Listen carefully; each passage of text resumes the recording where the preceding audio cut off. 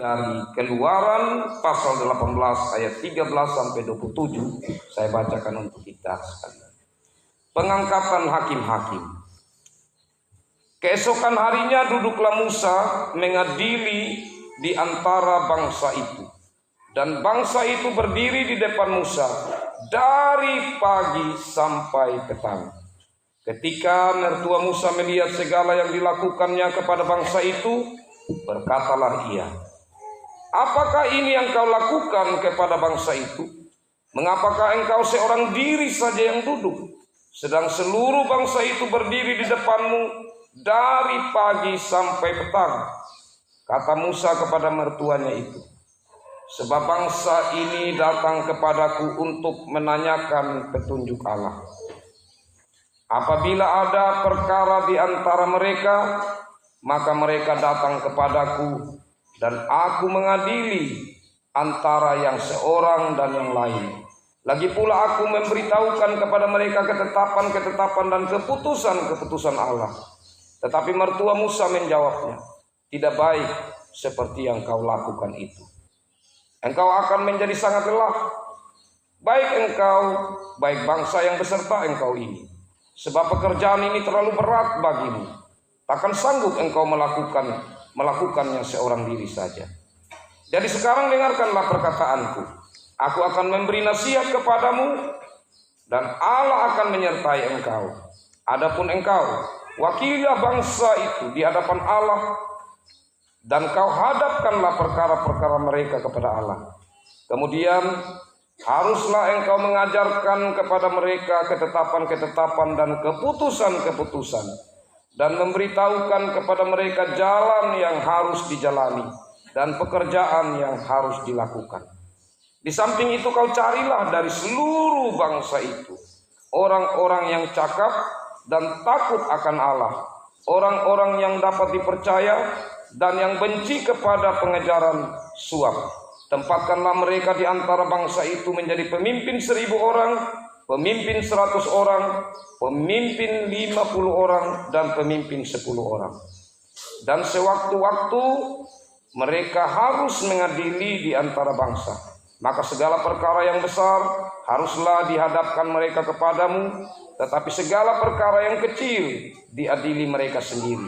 Dengan demikian mereka meringankan pekerjaanmu dan mereka bersama-sama dengan engkau turut menanggungnya.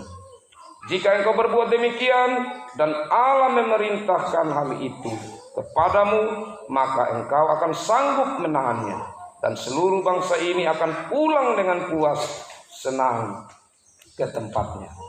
Musa mendengarkan perkataan mertuanya itu dan dilakukannya lah segala yang dikatakannya. Dari seluruh orang Israel, Musa memilih orang-orang cakap dan mengangkat mereka menjadi kepala atas bangsa itu, menjadi pemimpin 1.000 orang, pemimpin 100 orang, pemimpin 50 orang, dan pemimpin 10 orang. Mereka ini mengadili di antara bangsa itu sewaktu-waktu. Perkara-perkara yang sukar dihadapkan mereka kepada Musa, tetapi perkara-perkara yang kecil diadili mereka sendiri. Kemudian Musa membiarkan mertuanya itu pergi dan ia pulang ke negerinya. Demikian sidang jemaat kekasih Tuhan, bagian sabda Tuhan yang akan kita renungkan bersama ini. Berbahagialah saya dan saudara yang selalu rindu untuk membaca firman, selalu rindu untuk mendengarkan firman Tuhan, merenungkannya dan melakukan dalam hidup sehari-hari. Shalom. Sidang jemaat yang kekasih dalam Tuhan Yesus Kristus, hari ini kita merayakan hari ulang tahun reformasi yang ke 507. Baik. Apa itu reformasi? Kalau secara harfiah atau secara kata, reformasi kalau dari bahasa Latin, re itu artinya re. Re itu artinya kembali. Formasi, format, formasi, bentuk atau sistem. Berarti reformasi adalah apa? Bisa artinya kembali ke sistem, bisa artinya membuat kembali sebuah sistem atau bentuk. Nah, jadi kalau yang pertama kembali kepada sistem, itu berarti sudah ada sistem sebelumnya yang benar, yang baik, tapi kemudian sudah dalam penerapannya tidak lagi seperti sistem yang sudah ada sebelumnya. Nah, itu dia akan format kembali, dia akan membentuk kembali, dia akan melakukan sebuah perbaikan kembali. Tetapi hal yang kedua, yang memang belum ada landasannya. Dalam perjalanannya orang melihat bahwa ini harus dibuat sesuatu yang baik atau dirubah untuk menjadi sesuatu yang baik. Nah, jadi reformasi itu adalah sebuah gerakan, ya, usaha untuk membuat sesuatu, baik itu dari segi politik atau dari segi budaya atau dari segi sosial atau religius, ya. Membuat sesuatu menjadi lebih baik. Nah, kalau dari reformasi secara religius atau dalam hal ini secara gereja yang kita kenal sebagai reformasi gereja, maka ini sebenarnya sudah ada bentuknya, sudah ada dasarnya, yaitu lewat Alkitab. Tetapi dalam penafsirannya, ya, dalam interpretasinya atau di dalam penerapannya, itu dia sudah melenceng. Dan perlahan-lahan terus semakin melenceng. Akhirnya muncullah orang-orang yang waktu itu mereka bergerak perorangan untuk kemudian melawan, memprotes, mengkritisi akan sistem, akan pengajaran, akan sikap-sikap kekristenan yang sudah melenceng dari ajaran yang sesungguhnya atau Alkitab. Nah, saya sebut beberapa saja secara singkat. Ada yang namanya John Huss. Jadi dia orang dari Cekos. Jadi John Huss ini waktu itu Paus bilang begini, yang menjadi raja atau menjadi kepala gereja, ya, itu adalah Paus. Nah, itu Paus memang tidak omong langsung, tetapi dalam perjalanannya mereka memandang bahwa Paus ini adalah seorang yang sangat tinggi dan dia adalah pemimpin untuk semua dan dia adalah kepala gereja.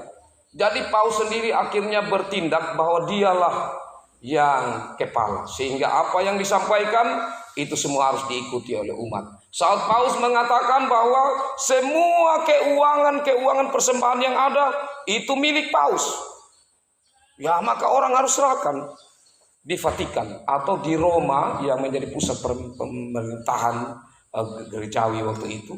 Dan akhirnya Paus mengaturnya bersama-sama dengan tentu kardinal atau orang-orang yang ada di sekitar Paus untuk mengatur itu. Nah, kekasih-kekasih Tuhan John Huss ini merenungkan bahwa ini tidak benar. Kok bisa Paus yang jadi kepala gereja? Yang kepala gereja itu hanya Tuhan. Nah, jadi John Huss ini melihat sistem gerejawi yang salah, dan kemudian dia mulai menulis, ya, dia mulai memberi tulisan-tulisan kritis untuk membuat sebuah perubahan dalam gereja. Ya, dia kemudian dipanggil untuk kemudian dia menarik kembali akan ucapan-ucapan dan tulisan-tulisan yang sudah tersebar. Nah, dan kemudian akan dilaksanakan sebuah sidang atau konsili untuk memanggil John Huss ini. Nah, tapi kemudian John Huss ini tidak mau mengindahkan, ya, karena dia tahu pasti dia akan dianggap sebagai pengkhianat, dia dianggap sebagai orang murtad. Ya. Nah, karena itu satu kali mereka tipu. Ya, bilang, mari datang, tidak apa-apa. Tidak ada nanti yang mau tangkap, apalagi penjarakan, apalagi mau bikin sengsara. Ya akhirnya Jonas ini ikut. Tetapi kekasih-kekasih Tuhan, saat dia dibawa, dia terjebak atau dijebak. Dia kemudian dipenjarakan dan tidak lama kemudian dalam waktu cepat dia dijatuhi hukuman mati lewat dibakar. Ya, jadi Jonas ini dibakar, tapi sebelum dia dihukum mati atau dibakar, dia ditanya, sekarang kamu akan dibakar, apa yang kamu mau sampaikan? Jadi Jonas bilang begini, 100 tahun lagi akan muncul orang yang akan meneruskan apa yang menjadi perjuangan saya. Jadi waktu itu Jonas dibunuh atau dieksekusi lewat dibakar itu kira-kira tahun 1315. Dan singkatnya 100 tahun kemudian, tepatnya 1917, maka muncullah seorang yang bernama Martin Luther. Nah, sedikit saya ceritakan sedikit saja tentang Martin Luther. Ini adalah seorang dari keluarga orang kaya raya, tetapi kedua orang tuanya sangat disiplin sekali. Sehingga Martin Luther ini dia memiliki latar belakang pertumbuhan yang cukup keras. Ya. Begitu. Disiplin dari segi waktu, disiplin dari segi apa-apa yang dia harus lakukan. Ya. Dan tidak jarang orang tuanya bahkan melakukan kekerasan secara fisik. Ya. Memang tidak terlalu membahayakan. Ya. Tetapi paling tidak cukup keras ya dalam pendidikan keluarga. Karena ayah atau ibunya itu kadang pukul dia.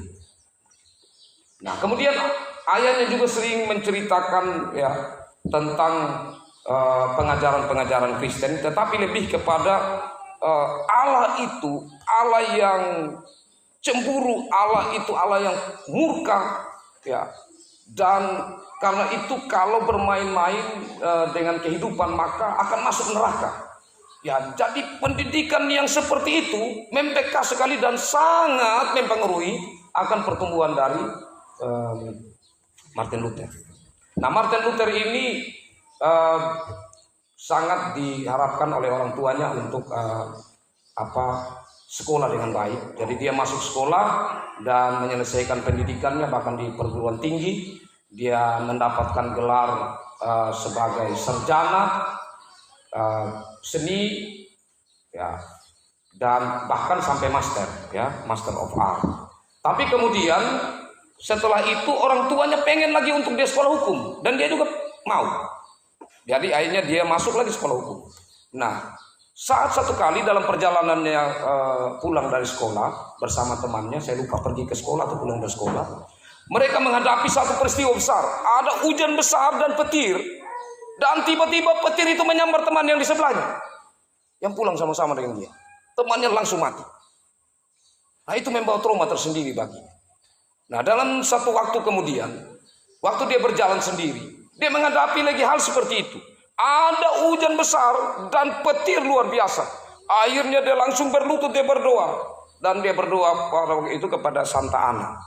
Dia bilang, Santa Ana, kalau sampai saya lolos, saya selamat, saya akan masuk biara. Dan ternyata dia selamat. Dan karena doanya ini, atau karena dia punya janji ini, maka dia masuk biara. Nah, orang tuanya sangat terpukul, lebih bapaknya. Karena kerinduannya supaya anak ini menyelesaikan studi di hukum.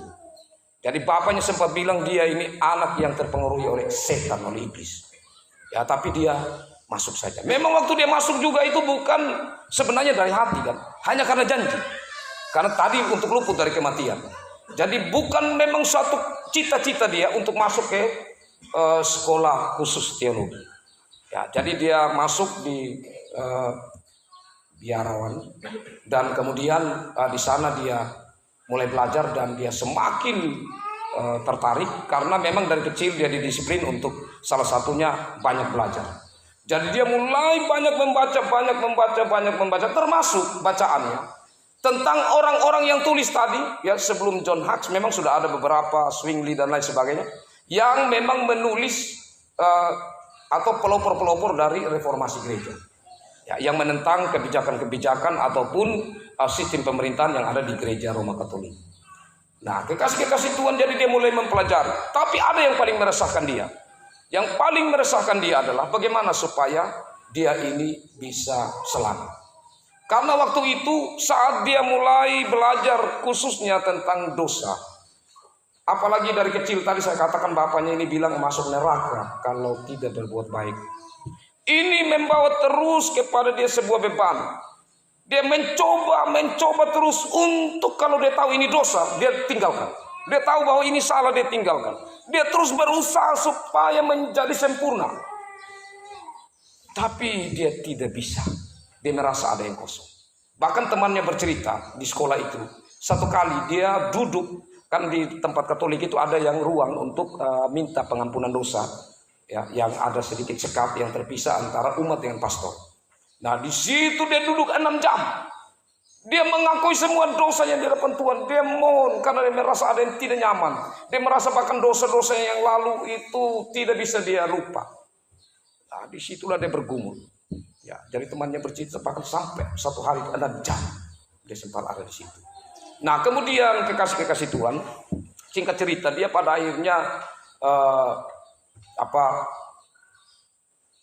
menjadi seorang dosen, ya, dan di situ dia belajar kepada seseorang guru yang kemudian mengajarkan dia bahwa tidak bisa kita berbuat baik seperti apapun, bukan jaminan untuk kita selamat. Jadi perbuatan baikmu tidak bisa menyelamatkan engkau. Jadi guru ini menerangkan kepada dia. Akhirnya dia pulang, dia bergumul, dia mencari, dia membaca Alkitab lagi. Dan kemungkinan itu ditemukan di Roma 1 ayat 17. Ya. Dia melihat dan dia merenungkan, dia mendalami di situ tentang bahwa orang dibenarkan karena iman. Orang percaya dibenarkan karena iman. Di situ dia merenungkan kembali bahwa memang keselamatan itu bukan usaha manusia, tetapi itu semata-mata adalah anugerah Allah. Pemberian Allah secara cuma-cuma. Sesuatu yang kita pernah harapkan tetapi tidak mungkin untuk kita dapatkan dengan usaha sendiri. Dan itu hanya sebuah pemberian dari Allah. Disitulah baru dia temukan. Sehingga pada akhirnya mempengaruhi cara berpikirnya kekasih-kekasih Tuhan. Maka pada saat muncul, memang sudah muncul dari lalu tentang surat penghapusan itu, indulgensia, surat penghapusan dosa. Tetapi pada zamannya Martin Luther muncul lagi. Jadi indulgensia atau surat penghapusan dosa itu diterbitkan, dikeluarkan oleh gereja. Jadi siapa yang memiliki masalah dengan hatinya, begitu dia terus bergumul tentang dirinya sendiri. Bagaimana supaya sampai masuk surga? Nah, sedangkan keluarga saya juga masih ada yang di api penyucian. Karena kalau orang Katolik itu entah sekarang, tapi waktu itu pengajarannya mereka bahwa purgatori itu adalah tempat api penyucian, di mana kalau setelah orang meninggal, untuk yang biasa-biasa macam saya begini ya, macam bapak mama itu masuk di situ. Jadi harus dulu dimurnikan baru masuk surga. Tapi orang-orang yang seperti rasul-rasul mereka yang sungguh luar biasa hidup mereka itu langsung surga. Nah, karena itu maka kenapa ada dalam Katolik itu doakanlah kami, dan kami juga akan mendoakan. Begitu ya. Jadi ada doa-doa untuk keluarga supaya mereka itu dilepaskan dari api penyucian. Nah, karena itu kekasih-kekasih, surat ini menjadi satu jaminan, hal yang menarik. Karena kalau saya beli surat ini, ya, uang waktu itu uang logam. Jadi di saat uang ini saya beli dan surat ini saya beli dan uang itu akan ditaruh di peti. Saat uang itu jatuh dan bunyi di situ, itu seolah-olah jiwa dari orang yang tadi sudah meninggal dan ada di purgatori langsung lompat masuk surga. Semakin banyak dibeli maka semakin ada jaminan.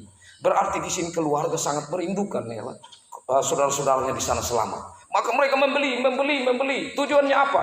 Memang waktu itu mereka sedang membangun di Roma, membangun satu basilia Santo Petrus yang sangat besar. Ya, jadi membutuhkan dana yang sangat besar dan gereja melakukan cara dengan menjual surat itu. Nah, kekasih-kekasih Tuhan ini yang kemudian diprotes dikritisi oleh Martin Luther bahwa keselamatan kita itu tidak bisa dengan usaha kita. Tidak bisa dengan kita membeli itu untuk bisa selamat, tidak bisa. Itu hanya anugerah Tuhan. Nah, dan 95 dalil yang ditulis dan ditempelkan di gerbang satu gedung gereja, ya, dan ada salinan yang dikirim ke seseorang, dan salinan itu yang dikirim kemudian diperbanyak, dan 1 bulan di Jerman itu sudah tersebar tulisan dalil dari Martin Luther yang melawan atau memprotes akan kebijakan gereja tentang indulgensi atau surat penghapusan dosa itu. Dan 2 bulan kemudian sudah menyebar di seluruh Eropa. Ya. Dan sudah mulai banyak sekali orang yang kemudian sangat tertarik dan mulai berpikir kembali tentang sistem gereja yang ada waktu itu. Jadi ini cerita singkatnya Bapak Mama. Maksudnya bahwa reformasi ini sangat penting, sangat-sangat penting. Dan perjuangan reformasi itu sangat membutuhkan sebuah perjuangan yang besar karena memberi pengorbanan seperti John Huss tadi yang saya bilang sampai dibakar. Itu tidak mudah. Ya, termasuk Martin Luther juga menghadapi sebuah tantangan yang besar, termasuk yang setelah atau setelah dari reformasi itu kan ada seperti John Calvin dan lain-lain. Mereka juga menghadapi situasi sulit. Nah, tapi karena ini bukan perjuangan semata dari manusia, tetapi ada dalam sebuah rencana Allah, ada dalam kuasa Allah, maka dia tidak bisa akan dihentikan. Dia akan terus berjalan. Dan sampai sekarang, reformasi itu harus kita lakukan. Artinya bagaimana mengkritisi, melihat hal-hal apa yang gereja sudah lakukan, yang gereja sudah buat, pengajaran-pengajaran apa yang gereja sudah kabarkan, atau aturan-aturan apa yang gereja sudah buat, tetapi itu semua sebenarnya dia sudah berjalan keluar dari Alkitab. Nah, ini menjadi perenungan yang penting. Nah, kekasih-kekasih Tuhan, kita melihat bagian firman Tuhan ini, dia ada sedikit bisa kita masuk tentang situasi kita sekarang, karena kita masuk dalam situasi politik, karena itu dari sinode mengangkat tema gereja dan politik. Dan kalau kita melihat cerita yang ada di Alkitab ini tentang mertua Yitro yang datang mengunjungi mertua Musa atau Yitro yang datang mengunjungi Musa, kita melihat di situ bagaimana dia memperhatikan apa yang dilakukan oleh Musa. Jadi di depan bangsa Israel, Musa mulai menjadi hakim yang melakukan pengadilan atas perkara yang ada di dalam bangsa Israel. Bangsa Israel kan banyak sekali orang, ya, dan mungkin berapa persen, ya, cukup banyak dari orang-orang itu memiliki masalah dan masalah mereka bawa, ya, antri. Karena itu dikatakan di sini dari pagi sampai petang, lama sekali. Nah, dan kita melihat bahwa sistem pemerintahan yang dibangun oleh Musa waktu itu adalah tunggal. Jadi dia sendiri yang mengadili. Nah, disinilah Yitro melihat bahwa ini perlu ada sistem baru yang dibentuk. Nah, tapi kalimat pertama yang disampaikan oleh Yitro atau mertua Musa ini, kekasih-kekasih Tuhan, kalau saya dan ya kekasih Tuhan atau Bapak Mama juga pasti kita akan sedikit terpukul, ya. Karena kita lihat di ayat 17. Ya, betul, ya. Ayat 17. Tetapi mertua Musa menjawabnya, tidak baik seperti yang kau lakukan itu. Ini dia kritis dan dia kritik.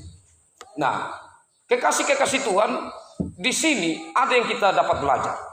Pertama, bahwa mertua Musa ini sangat bertanggung jawab.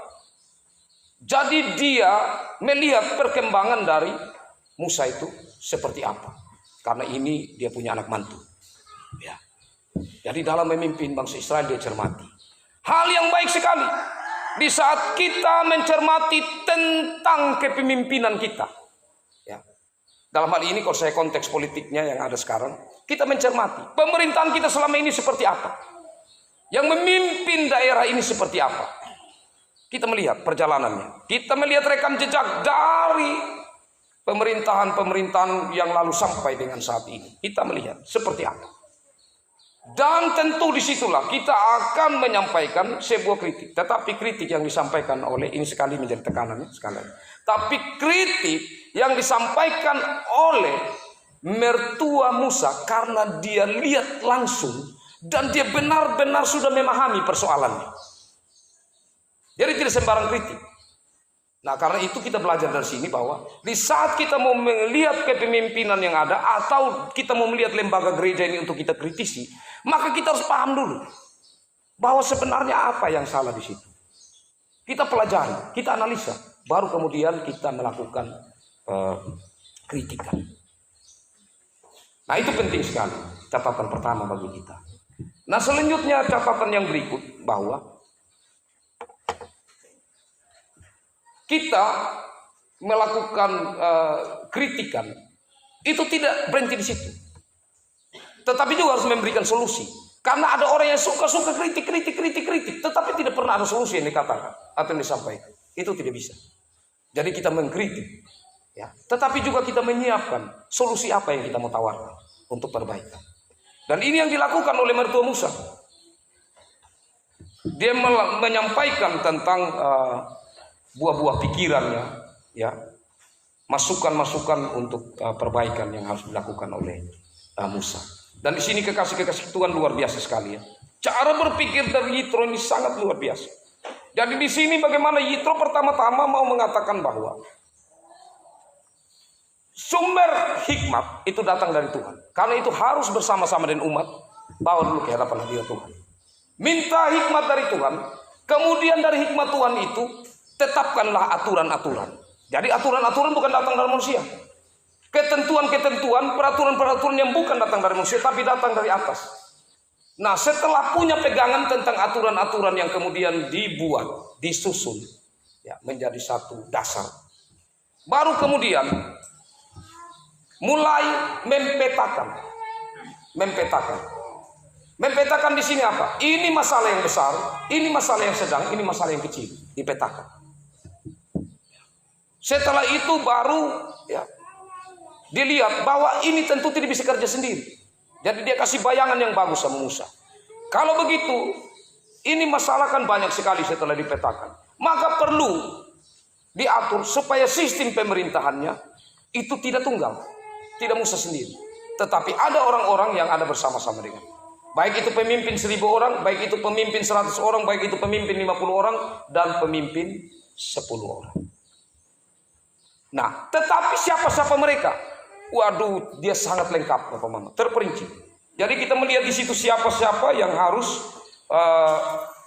menjadi pemimpin itu, atau dalam penyaringan yang menjadi syarat, yang menjadi patokan untuk memilih siapa-siapa mereka.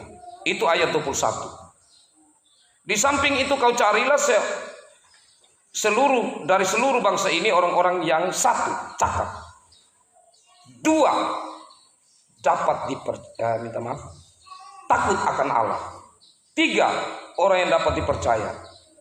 4, yang benci kepada pengajaran suap. Ini dia punya dasar. Jadi yang pertama orang yang cakap, artinya apa? Artinya orang yang secara intelektual itu mampu, ya, punya kemampuan secara intelektual, ya. Yang kedua adalah takut akan Tuhan. Itu berhubungan dengan spiritual. Jadi kalau yang satu berhubungan dengan intelektual, tapi yang kedua berhubungan dengan spiritualnya, tentang rohaninya. Orang yang sungguh-sungguh takut akan Tuhan. Dan yang ketiga, yang dapat dipercaya, ya, orang yang setia. Orang yang setia itu sulit dicari. Jadi orang yang benar-benar setia di dalam melakukan pekerjaan. Dan yang terakhir dia katakan yang benci kepada pengajaran suap. Artinya orang yang puas pada dirinya sendiri, tidak suka untuk makan-makan tambah besar, orang yang jujur, ya, potokan-potokan ini. Jadi luar biasa bagaimana. Ya. Dan inilah yang harus diperhatikan oleh Musa dalam hal memilih. Nah, dan setelah itu maka apa tugas mereka? Tugas mereka ini setelah tadi dipetakan masalah-masalahnya, maka tugas mereka adalah untuk masalah-masalah yang bisa mereka selesaikan, atau di tingkat yang tidak membutuhkan suatu, kalau di gereja begitu ya, suatu pendalaman teologis atau satu pemahaman Alkitabiah yang mendalam. Ya. Karena itu kenapa kita di gereja, contohnya kenapa ketua BPMJ-nya itu harus pendeta. Kalau di GIMIT tidak harus pendeta. Tapi kenapa kalau di GKS, bapak mama pergi di gereja Kristen Sumba dimanapun, tanya siapa dia punya ketua BPMJ, pasti itu pendeta. Ya. Karena dia yang belajar mendalami tentang pengajaran Alkitab, sehingga dalam segala bentuk aturan yang ada dia harus melihat itu dari dasar firman Tuhan. Ya. Dan pendalaman Alkitabiah itu ada atau seharusnya ada dalam diri seorang pendeta yang cukup lama, sekitar 4 atau 5 tahun belajar tentang teologi.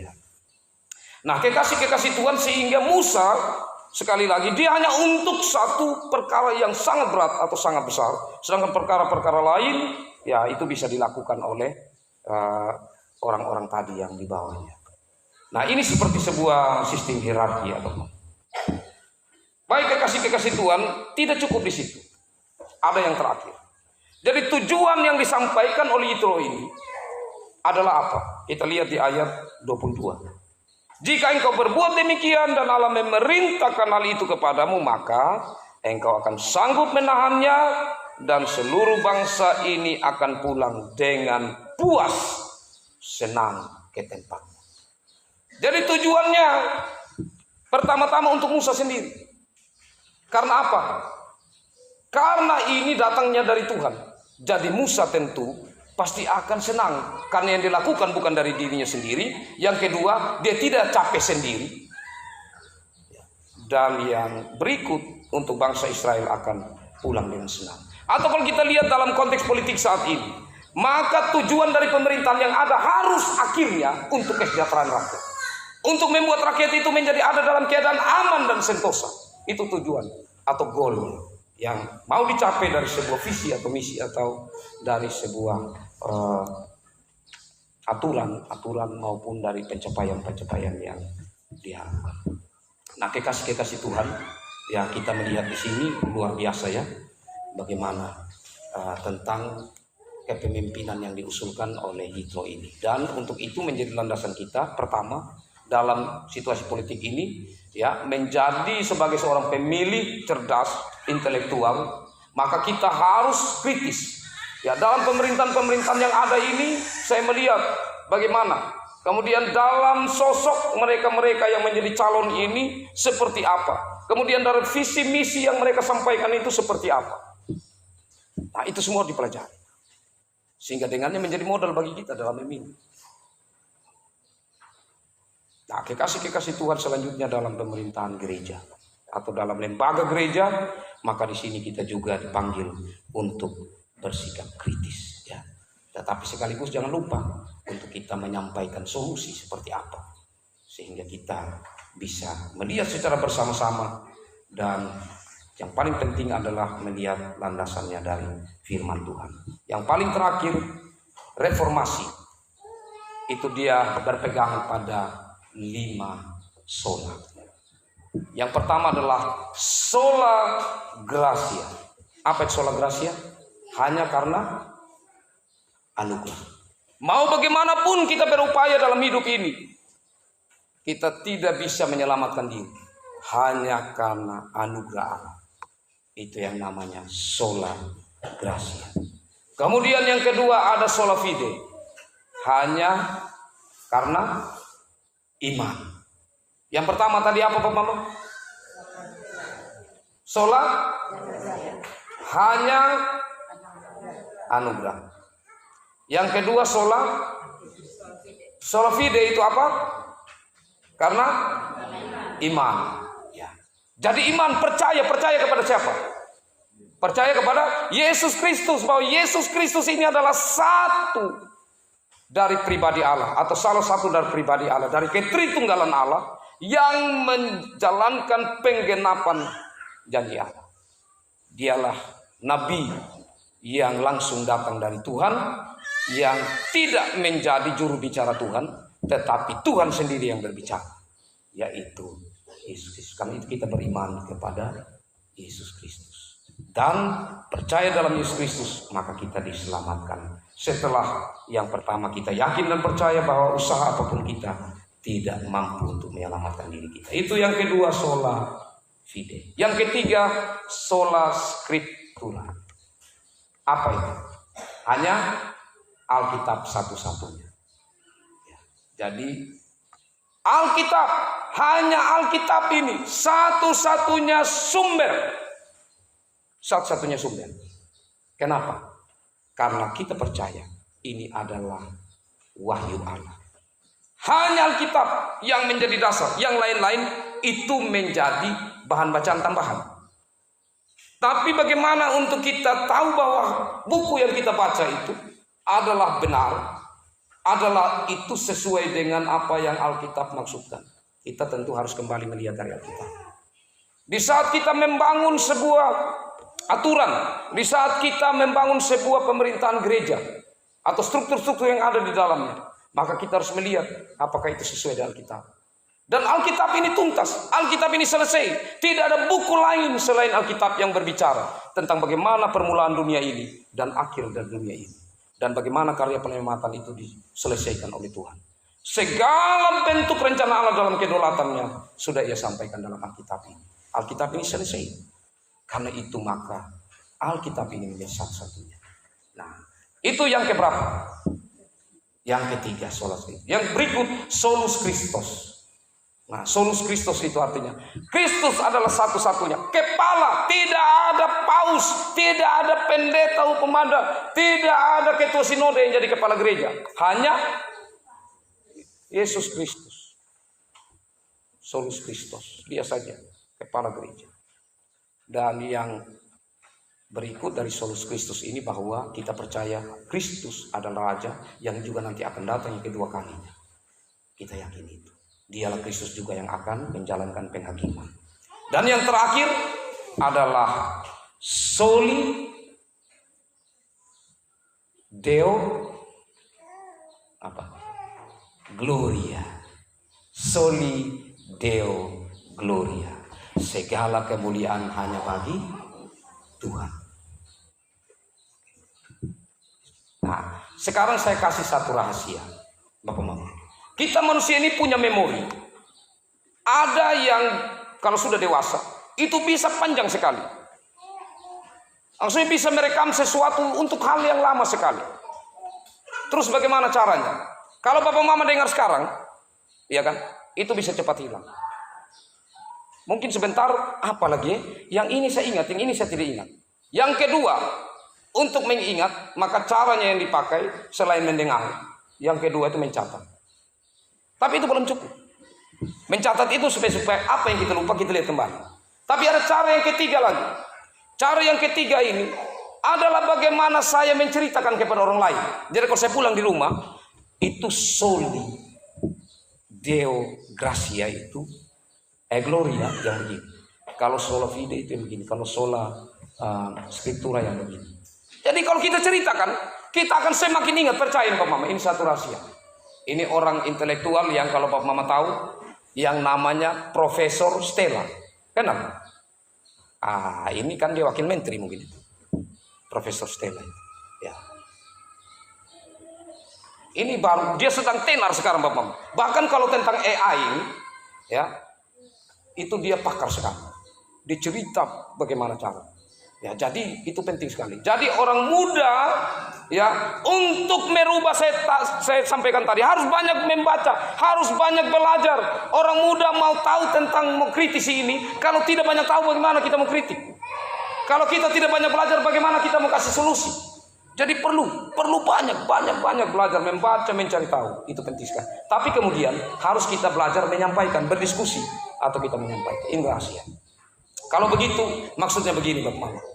Di saat Tuhan mengatakan kepada bangsa Israel, ajarkanlah kepada anakmu saat engkau duduk berbaring, itu maksudnya jangan pernah berhenti. Baik itu lewat suruh dia baca, engkau sendiri baca, baik itu lewat menceritakan dan suruh dia menceritakan, baik lewat sikap hidupmu, dan ini yang terakhir. Jadi setelah tadi menceritakan, kita upayakan lakukan. Apa ya? Soli Deo Gloria. Saya lakukan. Bagaimana? Kemuliaan hanya bagi Allah. Jangan memuliakan diri. Itu menjadi bagian yang harus kita terapkan. Dan hal-hal lain tadi. Itu akan semakin membuat kita ingat tentang hal-hal ini. Karena reformasi itu pokoknya ada 5 ini. Itu yang menjadi dasar. Kenapa adanya reformasi. Tuhan memberkati firman-Nya dan memberkati kita semua. Amin. Kekasih-kekasih Tuhan,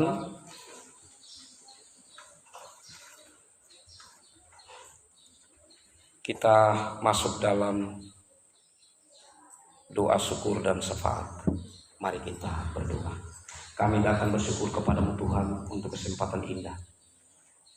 Kami rindukan, sesungguhnya kami banyak yang belajar tentang firman Tuhan, tentang perenungan firman Tuhan, belajar bagaimana sehingga reformasi ini kami harus rayakan. Kami belajar juga bagaimana kami mereformasi diri kami sendiri. Kami belajar mereformasi keluarga, gereja. Di saat kami menemukan ada hal-hal yang sudah melenceng, sudah keluar dari kehendak Tuhan, sudah keluar dari apa yang Tuhan tulis lewat kitab suci. Bapa di sorga, tapi kami yang ada ini kiranya Tuhan pakai sebagai saksi untuk memberitakan akan berita reformasi ini kepada siapa saja. Ya Allah Bapa, dalam kerajaan sorga kami bersyukur untuk kesempatan indah ini, dalam persekutuan ini, dan kami bawa seluruh hidup kami ke hadapan hadirat Tuhan. Kami bawa akan seluruh pergumulan hidup kami. Kami bawa akan semua keluarga kami. Kami bawa akan persekutuan gerejamu di Jemaat Hukmada. Dan termasuk di dalamnya pusat cabang-cabang. Ya Allah Bapa, dalam kerajaan sorga, kami bersyukur untuk kesempatan yang Tuhan berikan. Kami boleh ada di dalam masa politik untuk pemilihan kepala daerah ini. Tuhan memberikan kami kemampuan sehingga kami menjadi anak-anak-Mu yang khususnya sebagai yang sudah ada pada masa untuk memilih. Kami benar-benar ada dalam pertimbangan-pertimbangan yang kritis, sehingga siapa yang kami pilih kiranya itulah yang Tuhan izinkan dalam hidup kami. Ya Allah Bapa, dalam kerajaan sorga kami juga berdoa untuk calon-calon pemimpin dimanapun berada, termasuk di Sumba Barat ini. Tuhan berkati calon-calon bupati, calon-calon wakil bupati. Berkati masing-masing paket yang ada. Memberikan kepada mereka kesehatan yang cukup. Memberikan hikmat kepada mereka. Tuntun mereka ya Tuhan. Sehingga mereka senantiasa menjalankan masa-masa menjelang pemilihan ini. Baik itu dalam kampanye-kampanye. Mereka menjalankan dengan baik sesuai dengan apa yang Tuhan perkenankan dalam kehidupan di Sumba Barat ini khususnya. Ya Allah Bapa, dalam kerajaan sorga kami bersyukur untuk hujan yang Tuhan sudah berikan bagi kami. Sebagai petani, kami sudah mulai melakukan apa yang menjadi tugas pekerjaan kami. Berkati kami dan berkati apa-apa yang kami kerjakan. Bapa di sorga, inilah kami Tuhan. Dan dalam Yesus Kristus kami berdoa. Amin.